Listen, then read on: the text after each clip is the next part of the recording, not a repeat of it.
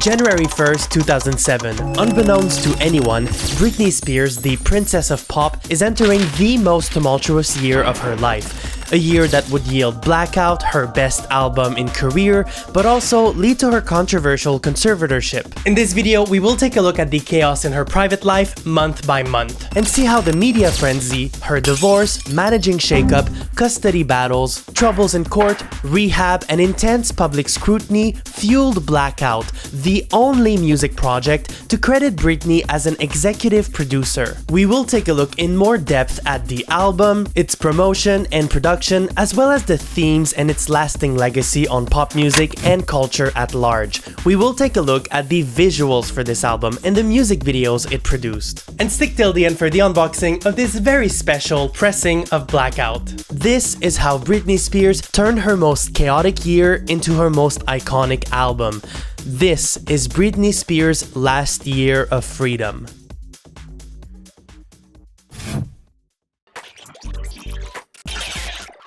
Pre-2007. Before we dive in, I want to say I have immense empathy for Britney Spears, the human being. If you read her memoir like I did, you know her rise to fame was not a fairy tale. This is a girl whose parents pushed her into the spotlight at an early age, denying her from a childhood and an education. To best understand the year 2007 in Britney's life and how it led to Blackout, but also to her conservatorship, we must understand where Britney was in her life and career at that point in time. Prior to 2007, Britney was already the most successful pop star on the planet. And for good reason. Her discography was insanely popular with Baby One More Time, Oops I Did It Again, Britney, and In the Zone. By the way, I own a clear version of Baby One More Time on vinyl. I'll showcase this and many more non-black vinyl records in an upcoming video, including Blackout. Before 2007, Britney's private life was already under immense scrutiny. What do you think it'll take to get the paparazzi to leave you alone? I don't know. I don't know.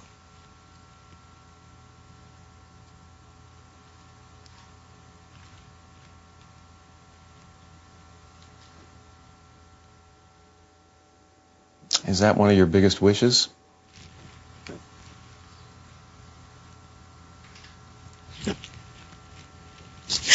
Yeah. It's okay. I would like for them to leave me alone. You have to realize that we're people and that we just need privacy and we need our respect. And those are things that you have to have as a human. For those who were not there, it's hard to explain the public pressure she was under because this level of scrutiny is not comparable in our contemporary fractured media ecosystem. Back then, we still had a monoculture and Britney was very much at the center of it all. Like, who can forget this picture of Britney, Paris, and Lindsay leaving a private after party? It became so emblematic of the Y2K celebrity culture of the time. But top of mind at the beginning of 2007 was Britney's pending divorce to Kevin Federline. The two met in the summer of 2004 in a nightclub and got married soon after. This was already controversial. First off, Britney had just eloped with her childhood best friend, Jason Alexander, in Las Vegas in January of that year. The marriage was annulled just 55 hours later, and it caused a massive media frenzy. Second, Federline left his pregnant ex-fiancée to be with Britney. Later reports confirmed Britney knew that Federline was having a baby. As always, if at any point in this video you want to share your knowledge and context or provide missing details, please don't hesitate. I'm a team of one, so I love when viewers with dense knowledge participate in the comments section. I'm so excited that you guys get to see clips from my baby shower of my friends and my family. In 2005, Britney and Kevin welcomed their first son, Sean Preston, and in 2006, their second son, Jaden James, was born.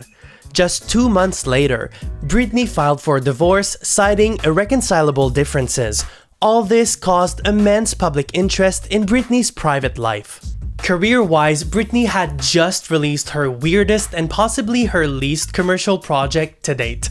To accompany their mini reality TV show titled Britney and Kevin Chaotic, Britney released a short 3-song EP. Although it is now available as a standalone EP, it was not released that way in 2005, with the exception of Japan. Instead, it was released on the DVD disc, including the episodes of the series. For the purpose of this video, I'm much more interested in the EP than the TV show. It's not like they're bad songs. Chaotic and Mona Lisa were produced by Bloodshy and Avant, who previously worked with her on hits like Toxic. They also worked on Confessions on a Dance Floor, as discussed in this video. Like, I would own this on vinyl if it existed. Perhaps the EP is best known for the song Mona Lisa, thanks to Britney's bizarre appearance on Kiss FM, where she originally premiered a rough cut of the song, and to be honest, it just was not ready to be promoted. Alright, I know everybody's gonna want to hear the new single over and over, so I'm gonna try to play as much as I can, okay? The new Mona Lisa. Hot. It's just a taste. Mona Lisa was not originally intended for this EP. On air, Britney says the track would appear on her upcoming studio album, tentatively titled The Original Doll. Good luck with your album. It's untitled. It's probably going to be called The Original Doll, so... And it's half done? Yeah, it's halfway done right now. Alright, so maybe by the summer? Maybe by the fall? Yeah, maybe a little bit earlier. Brand new Britney Spears right there. It's called Mona Lisa. You heard it first on 102.7 Kiss FM. Was the #1 song tonight. Britney, thank you for coming! We now know the next album won't feature this track nor bear that title. With that being said, Chaotic and Mona Lisa in particular feel like a bridge between the sound of In the Zone and Blackout. As I've been working on this video, I've had Mona Lisa stuck in my head. At 2:22, there's a break that features vocals reminiscent of the opening for Break the Ice. I'm not a big fan of Somebody on this EP. I don't really care about ballads on an EP titled Chaotic. I'll address a quick point about ballads here, because I received some pushback for one of my recent videos, mostly regarding my criticism of slower songs off of Confessions. I'm not really interested in ballads from Britney or Madonna, not that they don't have good ballads, but I look at those artists for dancing, not slow songs. If I want a ballad, I look to Adele or Celine. In fact, I favor ballads in French because the language is conducive to a poetic approach. And there is a big ballad culture in the Francophone world because of that. Not to say that English can't achieve that, but French shines particularly bright in that aspect. I hear Russian, Arabic, and Portuguese also have that poetic quality that we find in French. But let me know your thoughts on this. Back to Britney. The year after, in 2006, Britney began conceptualizing Blackout and started recording tracks while pregnant with her second child. But the album truly started taking shape after she filed for divorce from Kevin Federline. That's when she traveled to Vegas to collaborate with Carrie Hilson and Jim Beans to record major tracks like Gimme More and Break the Ice. When 2007 hit, all we could think of was her private life and her pending divorce to Kevin Federline, just weeks after their second child was born. Winter 2007. The year 2007 started with more chaos for Britney Spears. For one, the paparazzi would not leave her alone. Earlier that year, Britney's aunt, Sandra Bridges Covington, died. Britney is said to have been close to her, so you can imagine that on top of everything else, she's grieving the loss of her aunt at this point in time. In the same month, Britney purchased a Mediterranean-style home located at 12094 Summit Circle in the mountains above Beverly Hills in an attempt to escape the intense media scrutiny and the relentless paparazzi. To provide context for those who might have been too young to remember, the reason why paparazzi harassed her so much was because they would sell their pictures to magazines and tabloids, and because putting Britney on the cover would guarantee sales, those pictures would be sold for a premium, especially if they were showing her in a compromising situation. For instance, a year prior, the paparazzi shot this infamous picture of her driving with her baby on her lap. Although we don't know how much this picture sold for, we know it was a lucrative snap. And these pictures of a pregnant Britney crying at a coffee shop came with it. It's all so predatory, but it was an economy in itself. In the winter of 2007, Britney continued recording Blackout. To avoid the paparazzi-induced chaos amassing around recording studios in Los Angeles, producers set up a mini recording studio inside her Beverly Hills home. You can imagine how incredibly isolating this must have felt for a 25-year-old woman. She basically has zero privacy outside her home at this point in time. By the way, if you enjoyed this video, please click the like button, it really helps. Also, if you're watching this video early after it was published, like first week after its release, you can use a newish feature called hyping. It sort of hacks the algorithm for small content creators and it helps beyond belief. But no matter what, I'm thankful that you're here and that you chose my video over the million options out there. It really means the world to me. Thank you so much. February 2007 is an incredibly tumultuous month for Britney. Today, it is public knowledge that she had been struggling with substance abuse, including alcohol and prescription drugs, but we don't have an extensive understanding of the actual substances she abused. After a brief 24-hour stay at a rehab facility, Britney walked into a hair salon and shaved her head herself while photographers took pictures. In her memoir, she wrote it was a way to rebel against what she perceived as her controlling entourage. Why she did it in public for cameras to see remains a mystery. The famous picture of Britney hitting a car with the umbrella was snapped days later following an altercation with paparazzi. Don't, guys, please, please, guys, don't do this. No. Fuck you! Fuck yourself!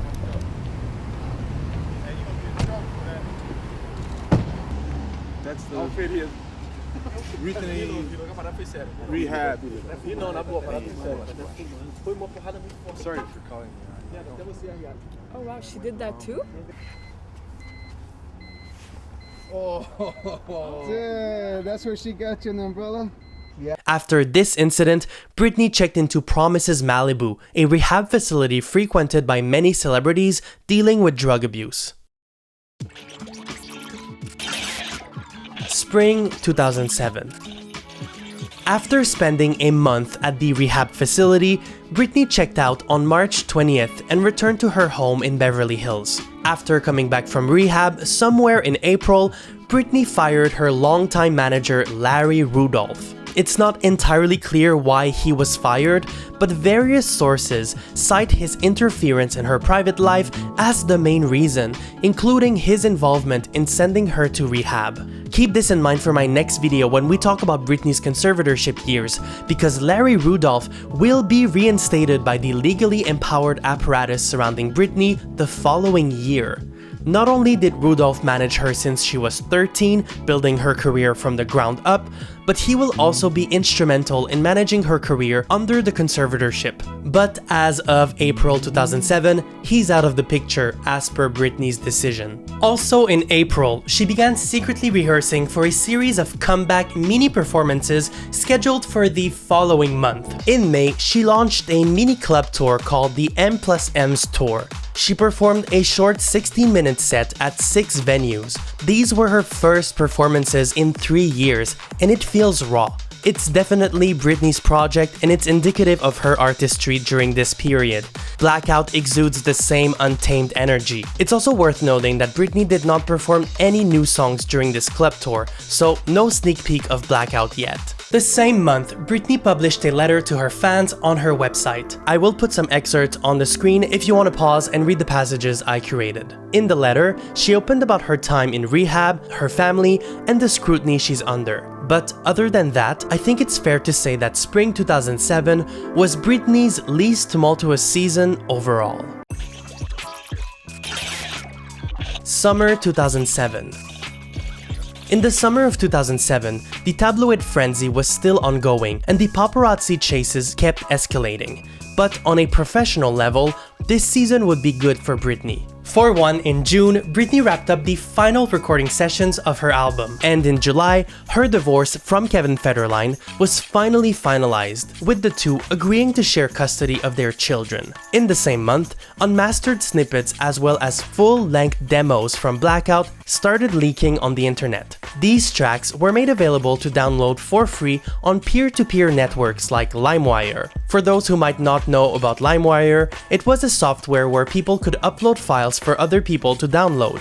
Meaning, if I have an unreleased demo of Britney Spears in my possession and I put it on there, then everyone can download it. But because we could not preview what files we were downloading, we relied solely on the uploader's title. This meant we could get pranked.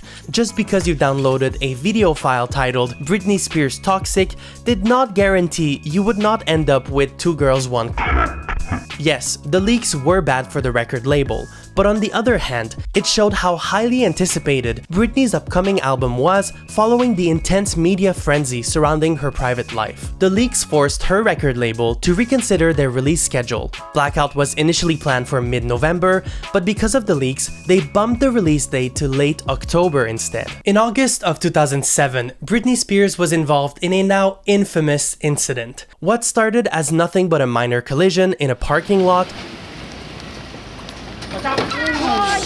turned into a bigger situation when Britney decided to leave the scene. This will later lead to misdemeanor hit-and-run charges and citations for driving without a valid license.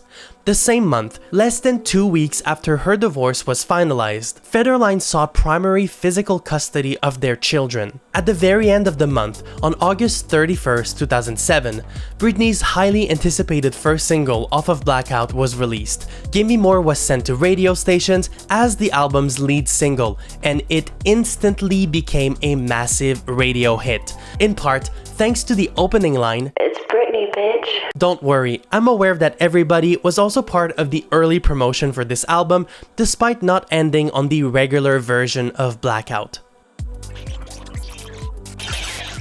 Fall 2007. In the fall of 2007, Britney's personal life continued spiraling out of control, which also served as a contrast to the success of Blackout in the mainstream. Ahead of the release of the album on September 9th, 2007, Britney Spears performed Gimme More at the MTV Music Awards. I know this performance is sort of iconic today, but back then it was heavily criticized for how bizarre it was. Keep in mind, this was supposed to be Britney's highly anticipated comeback performance. In prior years, Britney's MTV Music Awards performances were career-defining. Think of Oops, I Did It Again and I'm a Slave for You. These were MTV Music Awards performances. So was her performance with Madonna. We covered this in more details in this video. To see Britney perform the way she did in 2007 was bizarre. She was also unfairly criticized for her figure at the time. Now, keep in mind, this was the Y2K, a very fatphobic era. The music video for Gimme More would be released 1 month after this performance. The immense criticism of Britney for her performance that night also led to one of the most memorable internet memes ever. Chris Crocker, who now goes by Cara Cunningham, published a viral plea to leave Britney alone as a direct response to the MTV Music Awards performance. Leave Britney alone! Please! At the beginning of October, Britney also temporarily lost physical custody of her 2 sons to Federline. Earlier in the fall, a court determined that Britney Spears was frequently and continuously using controlled substances and alcohol, so she was ordered to undergo random testing twice a week, attend counsel, and work with a parenting coach. The custody ruling was triggered by Britney's failure to comply with the court-ordered drug and alcohol tests. There were also reports from a court-appointed parenting coach documenting a chaotic home environment for the children and mentioning how Britney rarely engaged with her children in play or conversation. All this chaos also played into the public's understanding of Blackout. On October 30th, 2007, when Blackout was finally released, Chris Crocker, as they were known back then, created another iconic line: "It's 5 CDs for me and 5 for the homeless." Thematically, the album is very much about her celebrity, the scrutiny she's under, and even the legal battles she's fighting. Piece of Me is so emblematic of this dynamic, as we will see later. After all, the album is appropriately titled Blackout. Although Jive, the record label, explained that Blackout meant, quote, blocking out negativity and embracing life fully, it's hard not to think of Blackout in its more conventional definition, like a temporary, complete loss of control. We will talk in more details about this album after we're done recounting the timeline of 2007, because it's really worth analyzing the incredible artistry of Britney Spears. Blackout is the only album for which she held the title of executive producer. And coincidentally, it's her best album in career. Unfortunately for Britney, the success of Blackout upon its release contrasted heavily against the continuous race to the bottom in her personal life. Only 2 days after the release of the album, Britney Spears was pulled over by police for driving her car without proper registration tags or insurance. This added more legal pressure on top of everything else. It's also worth mentioning that Britney allegedly met Sam Lutfi somewhere in October of 2007. This is relevant for the next video about the conservatorship years. But quickly, Lutfi is said to have become a close associate and even alleged manager of Britney Spears during this period and early in 2008. Britney's family will later accuse him of manipulating her, and what they allege is troubling if true. Allegations include drugging her food, intercepting her communications, and isolating her from her family. Lutfi denied all those claims. He said he was trying to protect her when she was most vulnerable. Numerous legal battles will ensue later when Britney is put under a conservatorship, so we won't cover those today. Winter 2007 and 2008.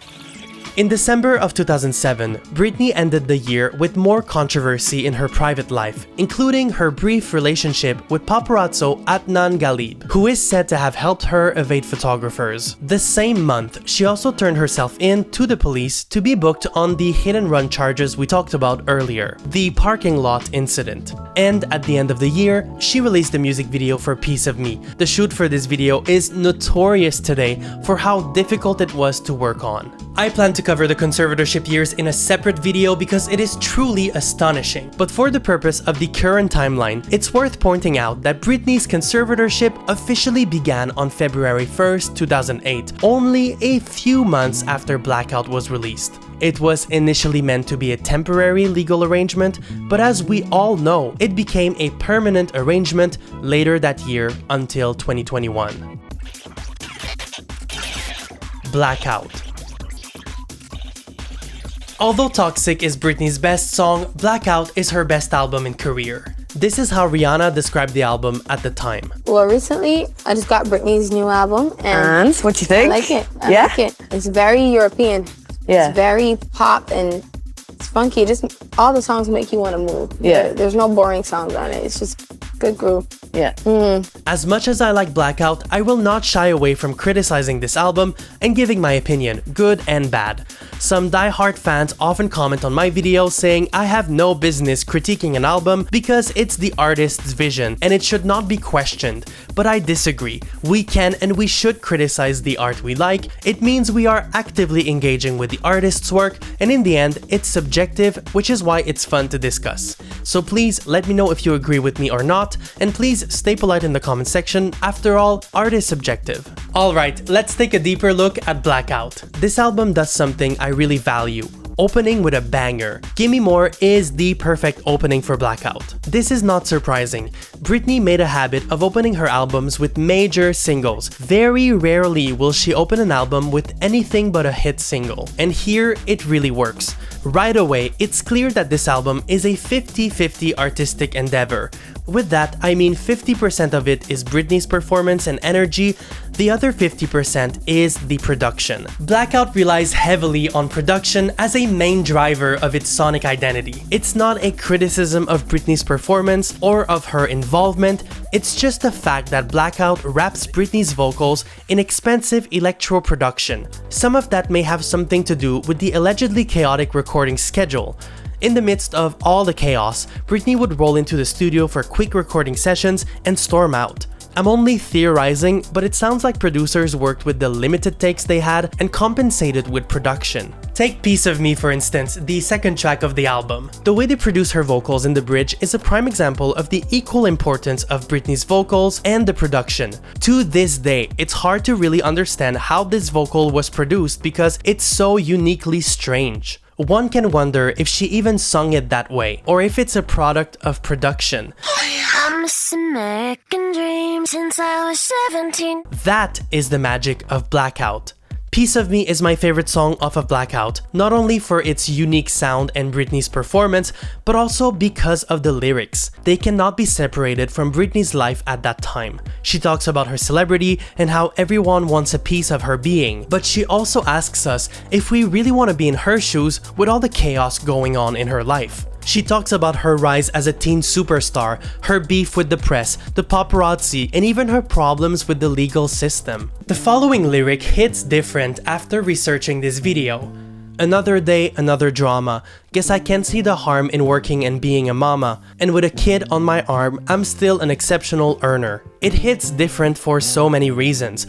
For one, the lyric is somewhat disconnected with evidence presented in court. The problem was never really the fact that she's a working mother. Perhaps this was a criticism leveled at her by tabloids, but I can't find any evidence of that.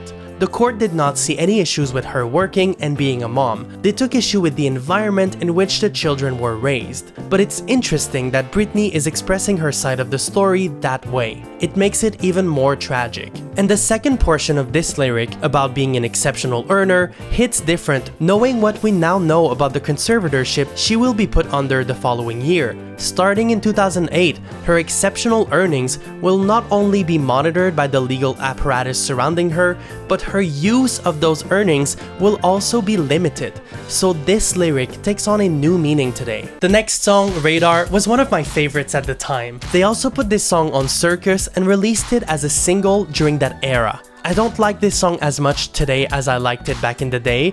It does not feel out of place on this album, but it's just not as strong when compared to the previous song Piece of Me and the following song Break the Ice. Also, can we be real for one moment without everyone freaking out in the comments? Britney's voice and style is very recognizable, it's undeniable, but she's not the most on-pitch vocalist out there. If you watch true live performances of hers and leaked studio recordings, our girl is not always on pitch. Sky look like home, take me home. And with the chaotic production of Blackout, many sources claim that Britney was in and out of the studio, with short recording sessions being the norm. None of this is a diss, by the way, far from it. Her talent and the surrounding circumstances turned out to be the perfect recipe for producers to meet the moment and work with whatever take they had. Fun fact, you can hear Britney chew gum and snapping in Break the Ice, the fourth track. It happens right after the first chorus. This is not really noticeable on the album version,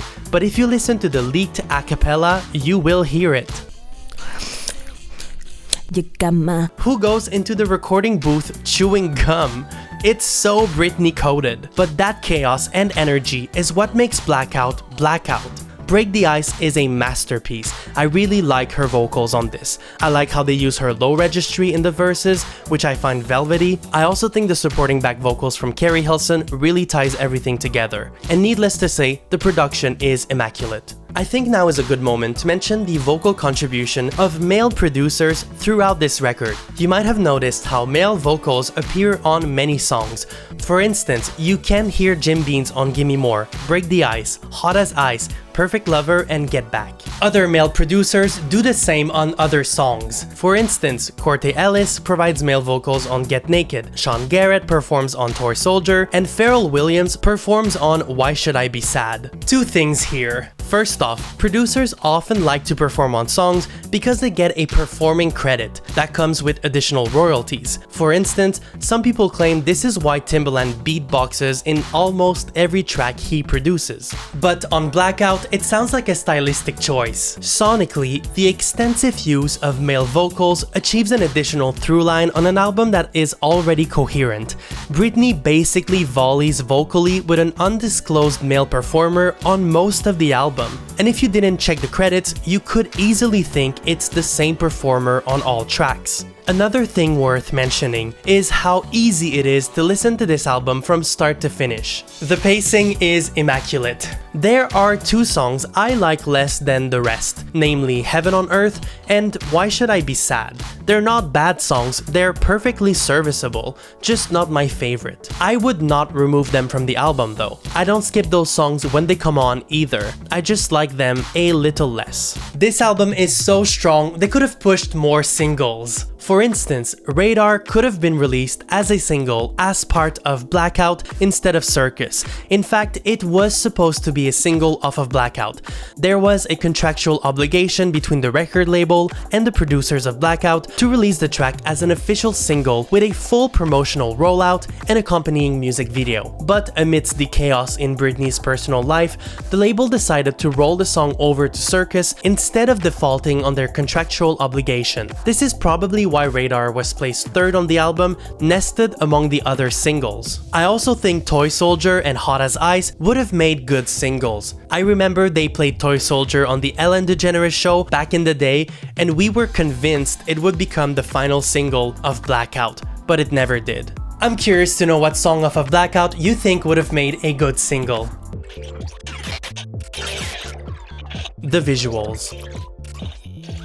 The music videos for the Blackout era are quite messy when compared to her other albums. For one, the music video for the first single, Gimme More, is not available on Britney's YouTube channel. It is public knowledge that Britney dislikes this video. In her memoirs, she called the video her worst and later described it as tacky. All that may be true, but at the same time, I remember we were gagged. The video featured Britney pole dancing in a brown wig, while another version of Britney wearing a blonde Party City wig watched from the bar. I'd like to know what you think of this video, but I personally like it because it really translates the state of mind Britney was in at the time. It embodies Blackout so well. We feel Britney totally letting go in this video. She's freeing herself from her carefully crafted image to embrace the chaos and the controversy of that era in her life. I can see why she doesn't like it today, but I can confirm the music video successfully promoted the album back then.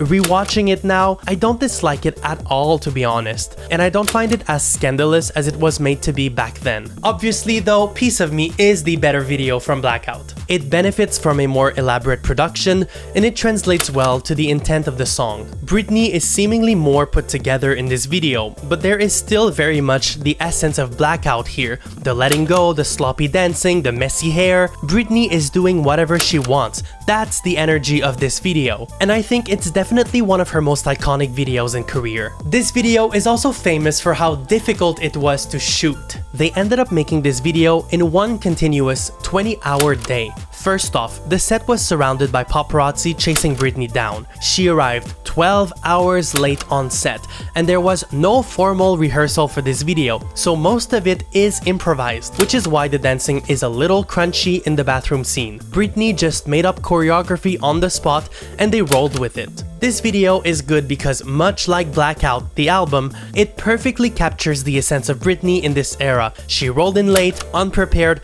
but full of artistic energy, fueled by the chaos of her daily life. And the producers made what they could with the footage they had, and it's brilliant. The last video to come out of Blackout is Break the Ice. Okay, let's start with the obvious. The visuals are really cool. The art style is super creative, it's fabulous, don't get me wrong. Shout out to director Robert Hales and Studio Animal for this unique video entry in pop music. But Britney will forever remain one of the most charismatic performers on camera. Think of her performance in the Toxic music video, Slave for You, and so on.